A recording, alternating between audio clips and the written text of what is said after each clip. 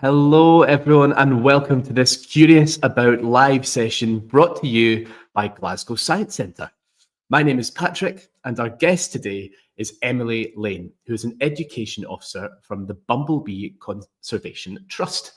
Today, we're going to hear from Emily all about bumblebees, how we can help them, and the important role they play in helping to make our food. As you're watching this session, I'm sure you're going to have your own questions, so you can type those into the chat box on YouTube, and we will try and get through as many of those as possible. Now, how this is going to work today is Emily is going to give a short presentation, and then after that, we will have time for your questions. So hello, Emily. Welcome. Thank you so much for joining us today. How are you? Hi, Patrick. I'm really good. Thank you for having me. Super excited to talk all about bumblebees today. And hello to everyone watching. It's great to have you. So without further ado, I'll hand over to you for your presentation, and I will see you very soon. Thank you. Perfect. So today we're going to talk all things bumblebees. Hopefully you come away today more excited about bumblebees than you were before. I want to help you learn a few new things and help us all be more aware of the things we can do to help bumblebees in our daily life. So you might be surprised to know that there are actually over 275 types of bee in the UK. You might be thinking, what? I thought there was just one kind of bee, but no, there are loads of different types, and these can be split into three main groups. So the first one is this one here. This is the honeybee. And I'm sure you've all heard of honey. Maybe you've even got some in a jar or a squeezy bottle in your cupboard. This is the bee that is responsible for making honey, the honeybee. The clue's in the name. The next one, and the one that we're really excited about, the Bumblebee Conservation Trust, are bumblebees. So you can see they look a little bit different from honeybees, and we're going to be talking more about that later. But these are the types of bee that we want to talk about. And then finally, there's another group. We call these solitary bees. So these ones go and do their own thing. They don't live in a big hive or a big nest like bumblebees and honeybees, but they're all equally as important. So over on the left, you have one species of honeybee. So out of that 275, there is only one honeybee. The bumblebees in the middle, we actually have more than 24 species. And then over on the right, you have hundreds of species of solitary bees. So this might all be quite surprising to you.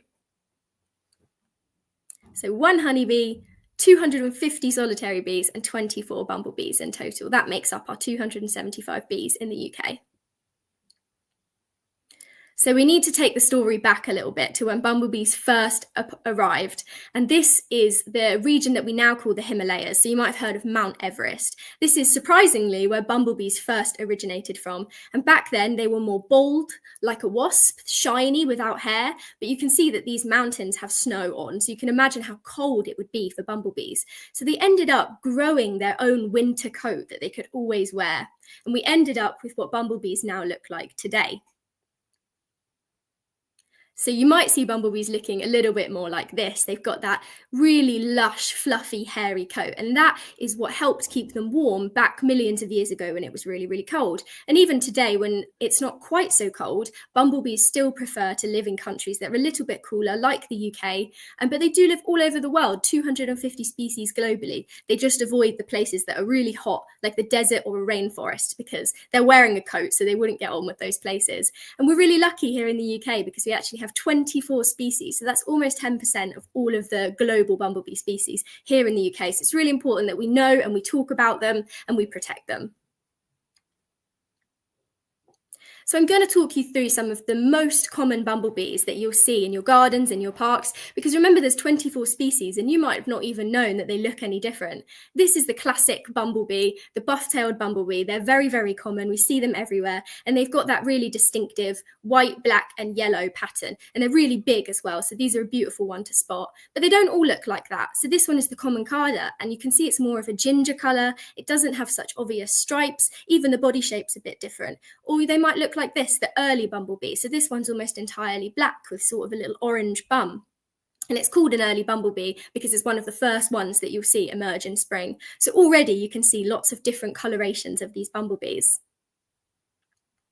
Some bumblebees are named after their tail colour, which I love. It makes them very easy to remember. So this one is the white-tailed, and you can see it has a beautiful, almost glowing white tail. Or others, this one is the red-tailed bumblebee. So it's got more of a black body and then a really bright red tail. So this is a really beautiful one to spot. And you can see this bumblebee is actually doing quite a cool behavior. So maybe you're thinking, oh, bumblebees are scary, they sting. Well, not all bumblebees want to sting you. They are not aggressive animals. And actually, most of the time, if they're feeling a little bit threatened by you, they'll give you a little wave. And that's exactly what this red-tailed bumblebee is doing. It's saying, okay, you're a bit too close. I'm trying to eat. Can you back off a bit? And then usually if you get any closer, they're just going to fly away anyway. So even though some bumblebees can sting you, they don't want to. And usually when they do, it's because you've sat on them or you've leant on them. So they're nothing to be scared of. This here is one of my favourite bumblebees, and you can see something sticking out of its face. So you might be thinking, what is that? That's actually its tongue. So bumblebees have lots of different tongue lengths, and that helps them feed from flowers. So flowers have these long petals called corollas, and these long tongues of the bumblebee can slip right inside and get to the yummy, yummy nectar that's stored at the bottom. And this is our garden bumblebee, and it has the longest tongue of any UK species. It's actually longer than its entire body, and it really helps them get to that yummy nectar inside. And then an interesting thing to know is that most bumblebees like to build their nests on the ground or even underground. But some species, like this tree bumblebee, prefer to be a bit higher up. So sometimes they make their nests in old bird boxes or in the hollows of a tree. So if you ever see a bumblebee nest up high, it's probably a tree bumblebee. And then I'm just going to talk a little bit about the fact that some species are really, really common. So remember that buff-tailed bumblebee, the really classic looking bee. It's going to show you some dots all over this little map of the UK, and that's all the places that the buff-tailed bumblebee was found last year. So she's all over the place, from Cornwall all the way up to Scotland. But over on the right here, we have a much rarer species, which is called the great yellow bumblebee, a really beautiful bee. But you might not even be able to spot those dots because there's only a few of them and they're right up at the top of Scotland. So I've never seen a great yellow bumblebee, and you probably haven't either. It's really important that we know about these rare species and we take steps to protect them because their populations are a lot smaller. And then just a fun fact for you. So what we now know as a bumblebee has gone by many different names over the years. Before it was a bumblebee, it was a humblebee. And that's because you might have heard the hum sound that bumblebees make. But before that, it was called a Dumbledore. So if any of you are Harry Potter fans, then the head teacher of Hogwarts, he's called Dumbledore. And that's because he was named after the old word for a bumblebee. And then we'll do a quick fire round of the top 5 bumblebee facts. So some of these you might know, some of these you might not. So the first one is that bumblebees have static electricity. So if you've ever touched a surface and got a little bit of a static electric shock, bumblebees have that too, and it helps their food stick to them.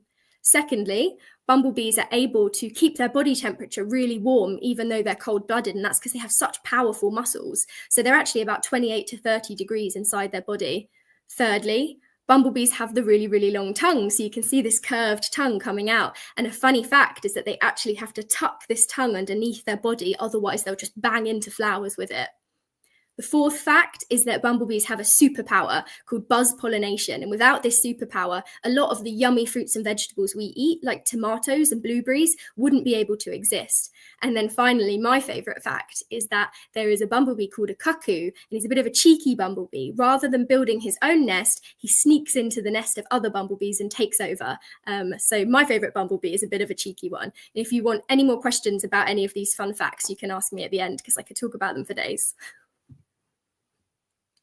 And a really important fact is that bumblebees don't make honey like our friend the honeybee. So the bumblebee on the left, this really fluffy, bigger bee, they don't survive over the winter. Their nest doesn't survive over the winter. So they don't need to store food like a honeybee. A honeybee has thousands and thousands and thousands of bees within a hive, and they do survive over the winter. So they make that honey so that it can be a store of food that they can eat when all of the flowers are gone. Bumblebees don't need to do that, so they don't make honey. And as a result, a bumblebee nest looks a bit different. So you might think, oh, that looks a bit chaotic. It certainly doesn't look like the really hexagonal honeycomb shape of a honeybee, does it? It looks a bit different. And these are little waxy pots that bumblebees build themselves out of pollen. And this is where they sleep, they eat, they lay their eggs, and they live in here, up to 100 bees, 200 bees, all within this little nest that might not look so nice to the human eye, but for a bumblebee, this is home. So why are bumblebees so important to us? Well, it's all about this word here, pollination. I've said it already, and maybe some of you already know what it is, but pollination is quite simple. When a bumblebee visits a flower and drinks from its nectar, remember a bumblebee is super hairy and fluffy. So when it's sat on that flower, a lot of this dust gets stuck to the bumblebee, and that dust is called pollen, and it's produced by the flower. Now, when this bumblebee flies to another flower to get some more nectar elsewhere, it takes that dust, that pollen, with it, and it starts to mix it with the dust and the pollen from this new flower. And that process is called pollination, and it's what helps flowers to produce more flowers. So without pollination and without bumblebees and other pollinating insects, flowers wouldn't be able to produce seeds. Now, why is this bad? Well, without seeds, more flowers couldn't grow, but also the base of many fruits and vegetables is a seed. So if you've ever had an apple, you might know inside you've got those little seeds. So that apple started off as a seed. So without a seed, without a bumblebee, we wouldn't have so many of the fruits and vegetables that we eat today. So pollination is a super important process for flowers and for us. So through pollination, bumblebees help plants to make more plants, which provides us with all of these different kinds of delicious fruits and vegetables. And obviously, we're not the only ones that eat fruits and vegetables. Lots of animals do too. So bumblebees help us, they help flowers, and they help other animals. Now, bumblebees help to feed us, but unfortunately, they are getting increasingly hungrier. And that's because 97% of our wild flowers have decreased over the last century. And this is bumblebees' food. That's the only way they can get food. So the less flowers we have, the less food bumblebees have. So this is what an ideal habitat looks like for a bumblebee. You can see loads of different kinds of flowers and long grass that they can nest in. But unfortunately, our towns and cities are expanding, and it's ending up looking something more like this. So you might live somewhere that looks a bit like this with lots of buildings and lots of concrete. You can see if you're a tiny bumblebee flying around, it's going to be a lot harder to find flowers to be able to eat. And bumblebees can actually only fly for about 40 minutes before they need another flower in order to fill their belly and get some energy. So in these towns and cities, it can be really, really tough for bumblebees to find enough food to forage on. And you might think when you see a big green field that this would be ideal for a bumblebee, but that's actually not true. You can see there's no flowers here, there's no variety. So this is basically like a desert to a bumblebee. So what can we do to help? What can we do to solve this problem? Well, the best thing that we can all do in our schools, in our gardens, in our parks, is we can plant flowers. These directly will provide food, and there's so much information on our website or online about the kinds of flowers that help bumblebees. Secondly, we can avoid using chemicals, so we call those pesticides. Don't use these in our gardens because they can affect the health of bumblebees. And finally, if you don't like planting, you can just let spaces grow wild. This is fantastic for bumblebees. Let an area of your playground or an area in your front garden just grow wild. Let the grass grow long, let dandelions and daisies and weeds grow. These are all amazing for bumblebees, and the bumblebees will really thank you for it. And finally, schools can join our Bumblebee Friendly Schools Award. We have a growing network all over the UK of schools who are stepping up and creating habitat and bringing bumblebees into the classroom. And together we're making a real difference for bumblebees. And that's the end. Thank you so much. And I'm looking forward to hearing some of the amazing questions you've got for me. Thank you so much, Emily. That was brilliant. And yes, if you're watching this and you'd like to ask your own questions about bumblebees, there's still loads of time. So get typing into those YouTube chat boxes and we'll try and get through as many as we can. Now, Emily, I wanted to start my questions by saying, I think it was 2 weeks ago or something, I was out for a little walk around my neighbourhood, which is, like you said, lots of buildings, not very many plants or spaces for bees. But I saw a bumblebee, or maybe it wasn't a bumblebee, maybe it was a different type, I'm not sure. But it looked like it was struggling a little bit, and it was on the pavement. And I just wondered if there's anything we can do to help when we find a bumblebee if we're careful. Sure, great question. I've been in that situation too, where I've seen a bumblebee and it looks like it's in a bit of trouble. So, number one, you can ask yourself, is the bumblebee in a spot where it's going to get squashed? That's a really common thing that happens to bumblebees, is they end up in the middle of a path. So if you see that and there's lots of bikes or people or dogs, try and safely move that bumblebee away. If you don't want to touch it yourself, you could scoop it with a little leaf or a little bit of cardboard and just move it off the path. Secondly, you want to ask yourself, how long has that bumblebee been in distress? So it's actually quite normal for bumblebees to take naps when they're feeling a little bit tired. So bumblebees can sometimes sleep on a flower or under a leaf for about 30 or 45 minutes. So it's totally normal if you see a bumblebee that hasn't moved for 10 minutes, just let it be. It's probably fine. Now, if you go back after 45 minutes and that bumblebee is still there and it's still slowly moving but not getting very far, then it might be in trouble. One of the best things you can do for them is put them onto a bumblebee-friendly flower. So if you don't know what a bumblebee-friendly flower is, then a dandelion or a daisy is a good bet, or do a quick Google, try and find a flower you can put that bumblebee on so that it can get a little drink. An absolute last resort in those kind of situations is to feed it some sugar water. So you can get a spoonful, just a tiny, tiny bit of white sugar, 50-50 dilution with water. Try not to use brown sugar or honey. They can't be digested properly. So just a little bit of white sugar as an absolute last resort. But most of the time, you have to let nature take its course. It's good to know, Emily. Thank you very much. I have another question for you, which is, can bumblebees fly in the rain? Yes, absolutely. Bumblebees can fly in the rain, and it's one of the things that makes them such great pollinators. So back to that word again, pollination. So there's lots of different insects that can pollinate, but most of those insects, when it rains, they are not coming out. Whereas bumblebees, because they evolved to adapt in these really cold conditions, they've got this big coat on, so they're actually okay temperature-wise in the rain.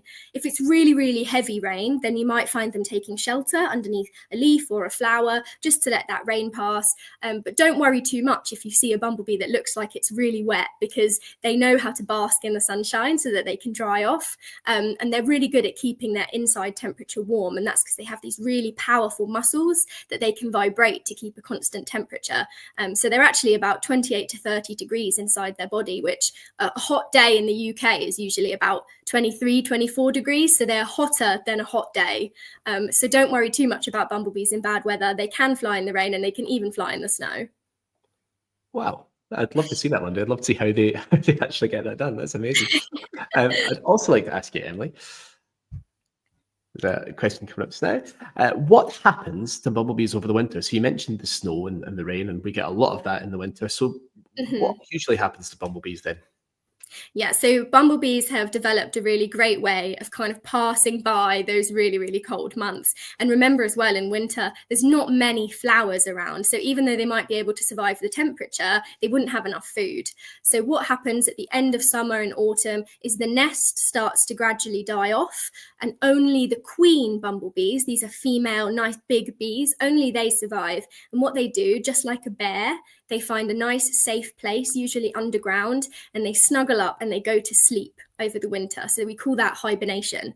So even though in winter you might go out and not see very many bees around, they are there, they're underground, they're sleeping, and they're waiting for spring, for those flowers to come back out and for the sun to come back out. But there is actually some research that shows that some species of bees, like our buff-tailed bumblebee, stay active over the winter. So they've actually found functioning nests in December, January time, which is crazy because it is raining and snowing and cold and there's not many flowers. But some bees, they stay active all year, which is really cool. And these bees that hibernate, Emily, are they always in beehives, or are there different types of nests? Where would we find them if we needed to? So a beehive is usually used to describe a honeybee's hive. That's where they build the honeycomb and they have the really hexagonal shape. A bumblebee nest, as you saw in the presentation, they don't look so pretty. They are usually somewhere where you won't find them. So it's quite rare to stumble across a bumblebee nest, but they're usually underground. They might be under a shed or at the base of some really, really long grass. And that's where bumblebees sleep at night. But that's not where they hibernate. So where bumblebees will hibernate is in a little mouse hole or somewhere underground. They don't need the big nest. But yeah, so you can find nests in all kinds of weird and wonderful places. And if you do find one, leave it be. Yeah, I can imagine. We've still got some time for you to send in your own questions. So if there is anything you'd like to ask, you can do that just now. Just type away in the YouTube chat box. In the meantime, Emily, we've got a question from Tara. Are there any flowers that bees don't like? Yeah, thanks, Tara. There are certainly flowers that bees don't bother visiting, and that's because flowers produce nectar and pollen in different ways. So some flowers have loads of nectar and pollen, and they'll be a bee's favorite, and then others have very little, or some have none. So bumblebees are very intelligent, and they've learned over the years which flowers are going to give them a good meal and which aren't. And flowers also communicate that to the bees. So a flower wants to be pollinated because it wants to be able to produce more flowers. So they've developed all kinds of secret messages of smell and color to show those bumblebees, hey, you should come to me. I've got a real good meal here for you. So there's definitely flowers that bees won't visit as much, and definitely flowers that are a fan favorite. Fantastic. Thanks, Emily. Next question for you is, how do bumblebees find their way back to the nest? If they're flying around all day, how do they know where to go back? Yeah, it's a really cool system, and it kind of blows my mind because I don't think I would be able to do it. But bumblebees are really good at telling direction. So when a baby bumblebee is born, obviously it's never left the nest at first. When it first leaves, it eases itself in by flying these tiny, tiny little circles around the nest, and they start to look at everything that's around their nest. So, okay, there's a tree there, there's a gate there, there's a wall there, and they start to learn these landmarks, these visual cues to help remember where their nest is. And they slowly start expanding that circle and flying in this big spiral until they've learned all of the different things in that big area. And this area can be up to 3 kilometers wide. It's a huge area. That's like you or me learning the entire country just by memory. It's really, really insane. This is why it's really important, if you do ever find a bumblebee nest, to not move it, because a bumblebee has found this very specific way of getting back. So they're very confused if you move the nest, and actually you'd probably come back and find, hundreds of very confused bumblebees that can't find the entrance to their nest. So they're very, very good at telling the way back. And it's even been shown that if something new is put next to their nest, like a really brightly coloured ball is placed next to their nest, it really confuses the bumblebee because they're like, that wasn't there before. So yeah, they're very good at telling direction. Well, I completely understand. If someone had moved my house, and I came back, I wouldn't know what was going on. Exactly. I've got another question for you, Emily. Good question. Can bumblebees see the same colours as us? In a way, yes. So they can see all the same colours that we do, but maybe slightly differently. So some colours will seem brighter to them, and actually studies have shown bumblebees have favourite colours. So they love blues and purples and violets. So they probably see them a bit brighter than we do. Other colours seem a bit more dull, like reds are a bit darker to a bumblebee. But then a really cool thing is that they can see extra colours that humans can't see. So they're able to see into ultraviolet or UV light. So we can't see that. And when you and me look at a flower, a bumblebee can see a totally different thing. Remember, I said flowers have these secret messages for bumblebees. They'll often write those secret messages using UV light. So yeah, they are better than us at seeing color, which is really cool. That is really cool. Obviously, we've got no idea what those colors might look like. So that's kind of mind blowing, actually. Yeah, I try to imagine it sometimes, but you just can't. You just can't. We've got time for a couple more questions, Emily. The first of those is, the classic question. Why are bumblebees and wasps both black and yellow? Sure, it's quite an annoying one, isn't it? Because it makes it hard to tell them apart. Honeybees, bumblebees, and wasps, they're all similar coloration. So why? Well, it's a bit of a warning system that they use that lots of other animals in the natural kingdom have as well. So you might think of really brightly coloured octopus, or really brightly coloured snakes or frogs. Oftentimes, these are venomous or poisonous species. So remember, I said that bumblebees do sting, but they don't want to. This is a way for them to show their predators, so birds or badgers or humans, hey, look, don't mess with me. I've got a sting and I'll use it if I have to. So they don't want to use the sting, and they do this little warning system first, and then they have a backup, which is the sting that if a predator ignores the warning signs, the black and yellow coloration, they'll then use the sting to defend themselves. So yeah, it exists all across the natural kingdom, and it's a little bit of a signal to other animals of don't mess with me. Well, it definitely works, because I try and keep a distance, particularly from wasps. Bees, I find a lot more friendly. Last question, Emily, is why do bumblebees buzz? Yeah, great question. It's a really distinctive thing about bumblebees, their buzz. I think it's slightly different to the buzzing of any other insect. And part of this comes from them flapping their wings. So bumblebees have 4 wings and they flap them super, super quickly. So 200 times a second. So if you try to flap your arms that quickly, I bet you can't. Really, really fast. And to do that, they have 3 parts of their body. They have a head with their eyes and their brain. They have a thorax, and that's pretty much packed with muscle to power these wings. And then they have their abdomen down the bottom. So that muscle in their thorax really rapidly contracts and vibrates in order to flap those wings. And they don't actually flap them like this. They flap them like this in a figure of 8. And in doing that, it causes loads and loads of air to whoosh through the bumblebee. And along with those muscles contracting, causes this really deep hum sound that I'm sure you've all heard as a bumblebee flies by. So that's why the sound happens. But it's actually really useful for bumblebees because of that superpower that I mentioned in the presentation called buzz pollination. So actually, bumblebees can use their buzz when they're on a flower to explode pollen out of some really deep pockets. So a lot of flowers are quite precious about their pollen and they don't want to give it up easily, but bumblebees give them no choice because they buzz really intensely and it causes this pollen to shoot out and stick to the bumblebee. So yeah, that's why it happens, and it's really useful for bumblebees to be able to buzz.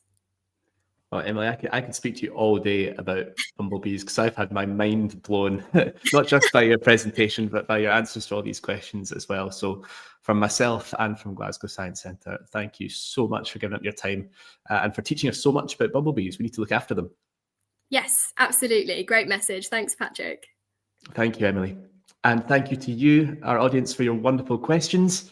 If you'd like to find out some more about conservation and how we can protect bumblebees, you can discover more in the Our Planet section of the Curious About website, which is curiousabout.glasgowsciencecentre.org. You can also find lots more videos, activities, content, and games on the website, and all of these sessions are recorded. So if you missed the start or you want to watch it again, you can do that in the Live Sessions section of the website. Please let us know what you thought of this session. A link to the survey is coming up in the YouTube chat box just now. But until next time, thank you very much and goodbye.